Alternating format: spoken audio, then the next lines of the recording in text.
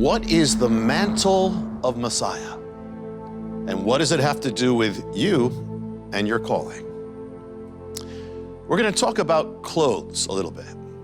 Not what you're wearing now. I'm not so into clothes, but about when you were growing up. My mother used to take me shopping and buy clothes for me. Your parents probably did the same thing. And they did something that was a little different than when you buy clothes now. And this has everything to do with a mystery and your calling. What is your calling?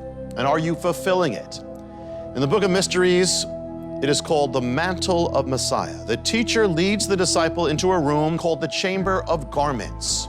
And the teacher lifts up a large brown cloth, which at first looks to be like a blanket. This is a mantle. As in the mantle of the prophet. What's a mantle?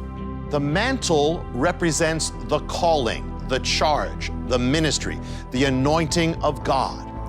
Before Moses went up to Mount Nebo, remember he had to go up that mountain before his ministry could end. He's gonna die, it's over.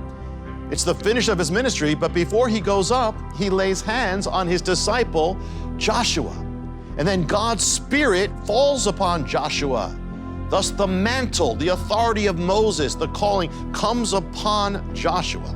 Now think again, when Elijah went up to God in the chariot at the end of his ministry, he drops his mantle on the ground. His disciple, Elisha, picks it up. And the Spirit, the anointing of Elijah comes upon Elisha, the mantle. Do you see a pattern? In each case, the minister, the man of God, is about to finish his earthly ministry. And in each case, he ascends to God. In each case, the ascension and the completion of the ministry are linked to the passing of the mantle. Now think, what happened at the end of Messiah's ministry on earth? As with Moses, he ascends a mountain, the Mount of Olives. As with Elijah, he goes up to heaven. As with both of them, his disciples were present at the departure. But where's the mantle? Every other element of the pattern is there, but where's the mantle of Messiah? And upon whom did it fall? Well, there's no mention of it, but the answer is this.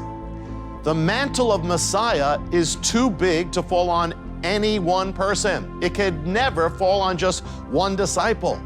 It could only fall on all. When the mantles of Moses and Elijah fell, the Spirit of God came upon their disciples. So what happened after Messiah ascended to God? The Spirit of God fell upon his disciples the day of Pentecost. And what was it that was given that day with the giving of the Spirit? The mantle of Messiah. And to whom is it given? To his disciples, to all of them. Not just them, to us. You see, we're all given a part of Messiah's mantle. You actually are given a part of the mantle of Messiah. And in his mantle, that's where your calling is found. That's where your ministry is found.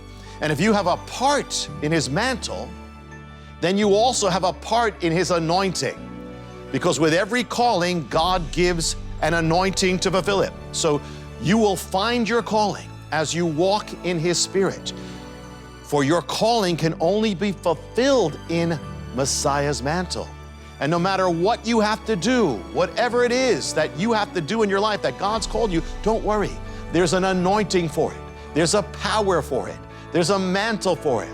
And it's the very thing that's gonna give you success in all things. So step out today, my friend. Step out, fulfill your calling, do what you have to do, even if it's higher than something you ever imagined, and you will do it by the power and the mantle of Messiah. Yeshua, when it was translated into Greek, it became Jesus, and from Jesus into English became Jesus.